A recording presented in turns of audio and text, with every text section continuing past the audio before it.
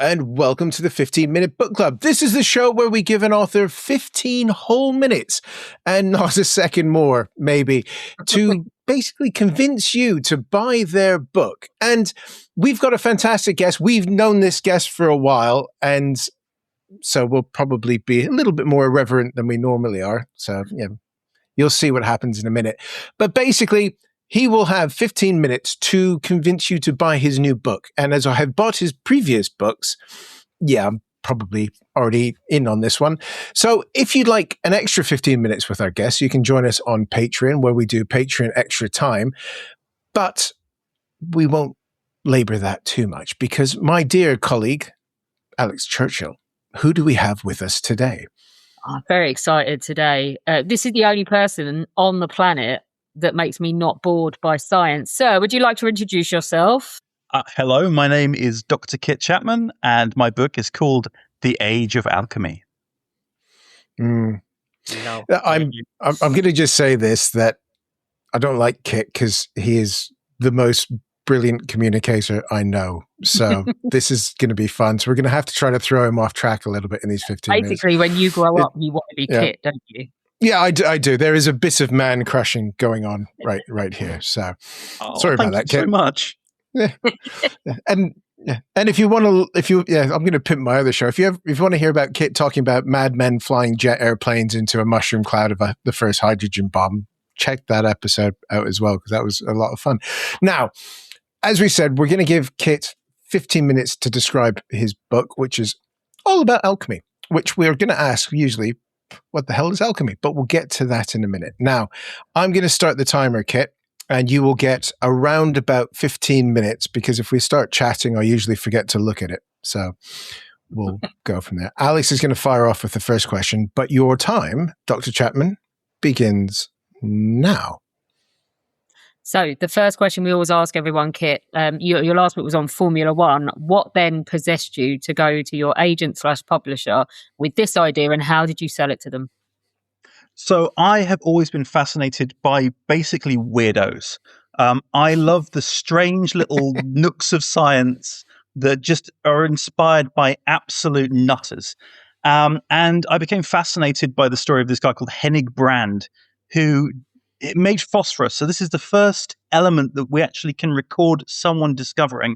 And he discovered it because he collected 1,500 liters of his own urine and was trying to turn his own wee into gold. So I love that. Tell me more. I want to know where chemistry comes from. What's the history of chemistry? And it goes back way further than that. It goes all the way back to ancient Egypt, and you can see as they start developing it. But you can go even further back. You can go into the dawn of time. And so this is the story of chemistry before chemistry existed, and we started actually getting serious about science, and it's just full of nutters. Okay, so let's alchemy in my brain immediately goes to the wizard at the top of the tower, clearly mixing various vials of his own urine. What do we mean basically chemistry before chemistry, or is this its own thing off to one side? So chemistry comes from the word alchemy. We actually get this transition in the Middle Ages where someone loses the al at the start, and the al is from Islam. So it was alchemia, the chemia. And a lot of words that we used every day have exactly the same etymology. You know, alcohol, for example, alcohol. That comes from an absolute madman called Paracelsus, who was trying to describe the finest thing that he could in beer.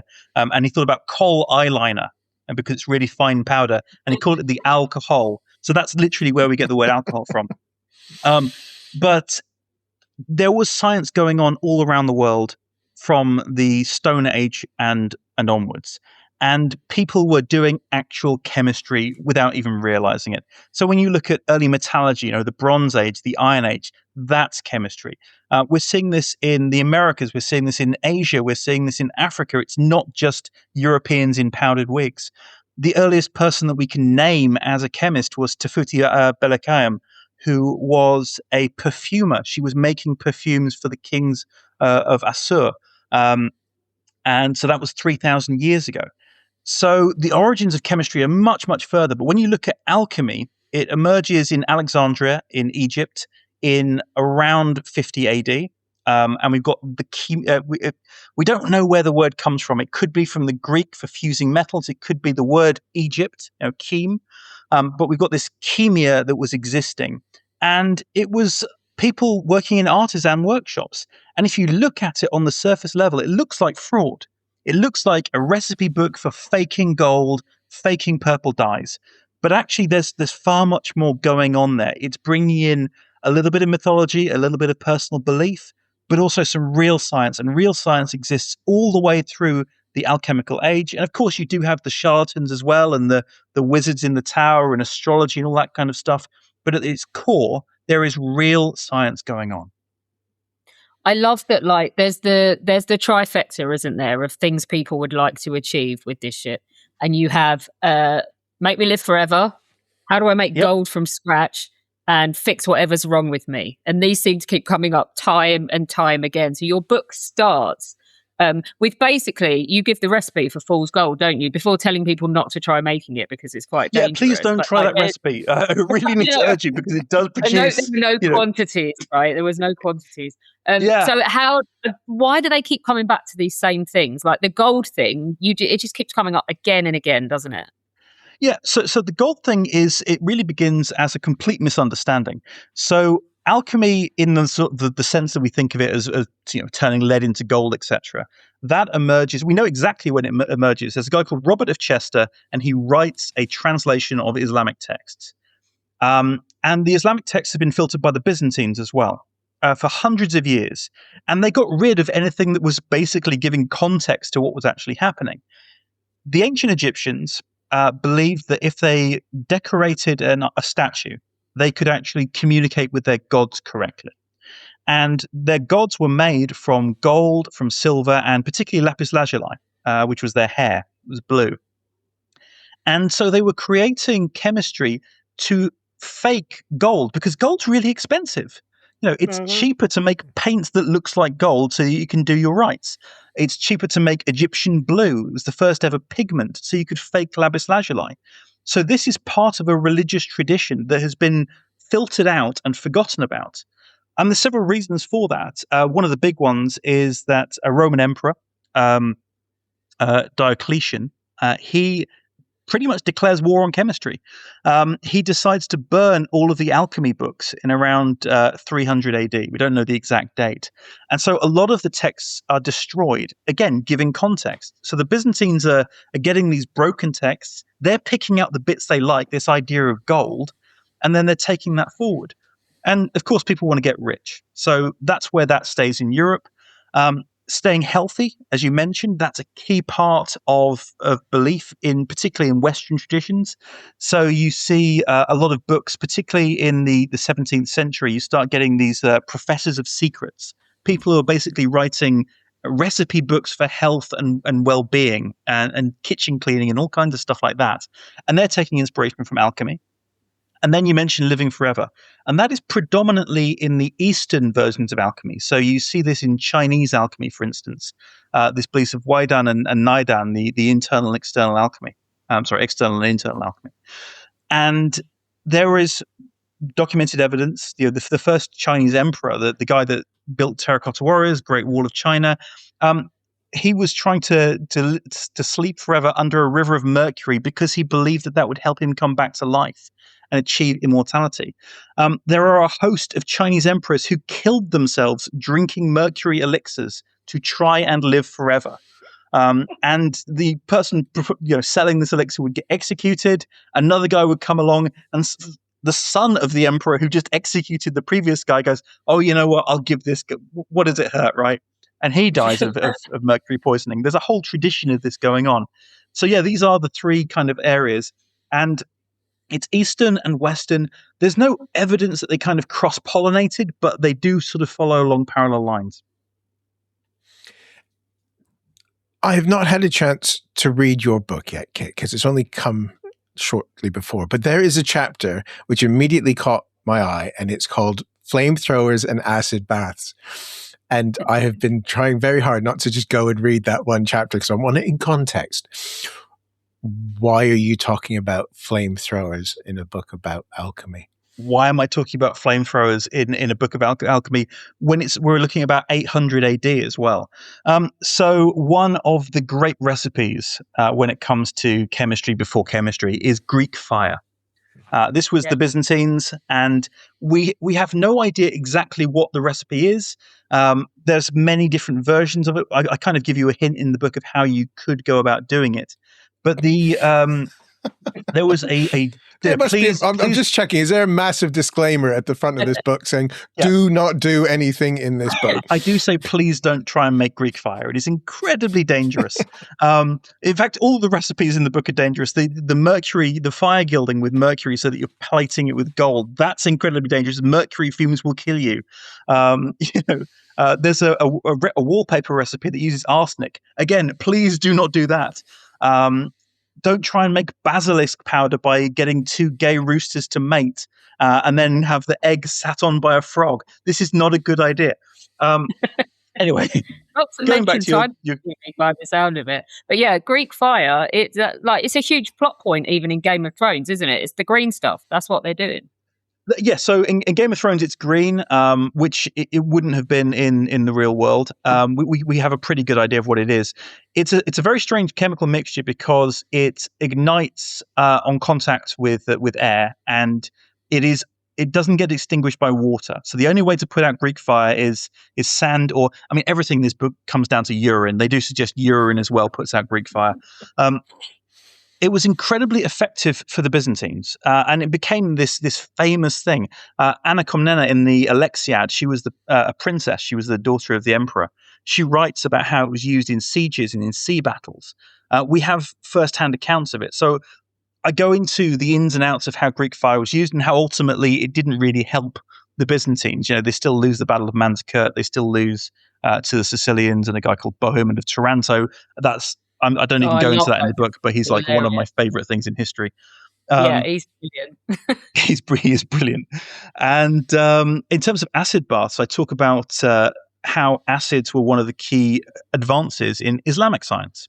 So Islamic science is often overlooked and ignored. We sort of go from Roman era and then kind of do a record jump and land in the Renaissance usually when we're talking about science. And that is just not what we want to do here. We want to share the fact that science is done across the world by minorities, by women, by poor people, by rich people. Everybody's involved.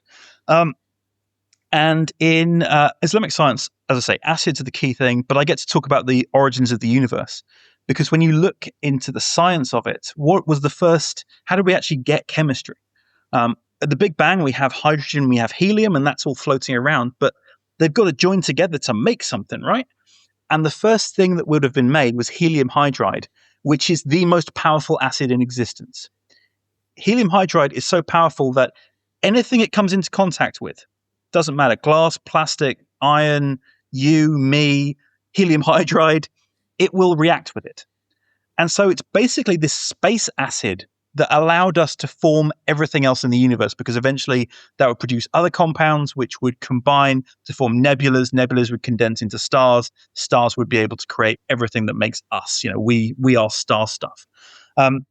So talking about kind of weird space acid that we've just found using something called Sophia, which is this amazing radio telescope mounted on a Boeing 747 and flying, quite high up in the atmosphere. I have a couple of videos about it on the other channel because I've been on it. Yeah, I love Sophia. But Sophia was looking into what's called the Gummy Bear Nebula, also known as the Magic Carpet Nebula, and it found evidence of the spectrum of helium hydride, which is just incredible because this stuff, as I say, it reacts with anything. So we're looking at the origins of the universe right there. And the fact that there is even a cloud of it is just incredible. Yeah, I'm trying not to go off on one about Sophia, but great airplane, great telescope. Right, we've got about a minute of normal time to go for that. So we're based. I just want to quickly, and we can probably run over this in extra time as well. That Islamic thinking as well. I'm thinking of the sort of the so-called heretics in Italy, like Pico and people like that, who are reading all of these texts and trying to find the mythic side of it. You've also got people looking at these texts from a purely scientific period as well, and then stealing the good bits, I suppose. There's no real distinction between scientific bits and God in the Middle Ages. When you look at it, people believe that everything is an act of God, and so you can't really separate it out. You've kind of got to look at it as how someone then would have viewed it, and it's holistic. Everything has a purpose. You have this kind of weird doctrine where people believe that God gave you clues as to what might cure diseases. So, for instance, if you had erectile dysfunction, you need a plant that looks like a penis. Just to sort of throw that in there. So you can't separate the two out, but it all blends together. And so does the charlatanry. The charlatani in Italy, they were potion sellers. They weren't con artists. They were people selling remedies. So that's where we get the word. And they used to build scaffolds and get crowds drawn to them by beautiful ladies and things like that. And those temporary scaffolds were known as montebanchi. So you have mountebanks. That's where the word comes from. It's all from these alchemical traditions. Okay, we've reached the point of the show, Kit, where we throw at you the stupidest thing we think some gammon on the internet will say. And I'm picturing a very old, crusty man who says, well, this sounds rather wokey to me. Clearly, this young whippersnapper hasn't read his Carl Jung, has he? Carl Jung had a very interesting interpretation. He read a book about a guy called Zosimos of Panopolis, and Zosimos has a series of dreams, and Carl Jung interprets those dreams as metaphorical. Turning alchemy is about the soul becoming pure, and it's a load of old guff. If you actually look at what Zosimos is doing, his dreams are codes. It's what we call Decknamen in alchemy. And he's hiding his recipes. So when he's talking about a miniature barber with silver hair attacking men made of copper in a strangely shaped temple, he's talking about mixing sulfur and copper together. He's not trying to give you some sort of spiritual allegory. He's hiding his recipes with code words. And so Carl Jung got it wrong. And the whole origins of New Age thought are a load of old bumps. Yeah. So he's basically saying that chemistry is a modern construct and alchemy is just a load of old dross and people having dreams. Time's up. Yeah, that is absolutely not the case. Alchemy is the origins of chemistry. People were doing chemistry long before the 1800s, 19th century, where we think that chemistry began. It goes all the way back to our earliest roots. Can't wait to discuss this more with you in extra time, and especially like source material where you find this really old stuff is going to be really fascinating as well. But Kit, thank you very much. People, if you want to pre-order Kit's book. What's it called? We should say that again. We tend to forget to rename the book at the end of the pod, which... let me finish. And if you would like to pre-order Kit's book, The Age of Alchemy, then you can do so on all major outlets. It's smashing it already. You've got folio editions coming out. You've got people wanting to translate into 1 million different languages. And you heard about it here first. So people, please do go on and purchase a copy of the book. Mr. Bone? Especially from our very own bookshop.org affiliates here and in the US. And if you've seen me just perk up, I heard folio edition, which means me trying to wean myself off folio editions is going to get ruined by Dr. Chapman. So thank you for that, Kit. You're welcome. Always happy to feed your addictions. So until next time, thank you very much for joining us. Of course, if you are joining us on Patreon, just give us a second and we'll be right back.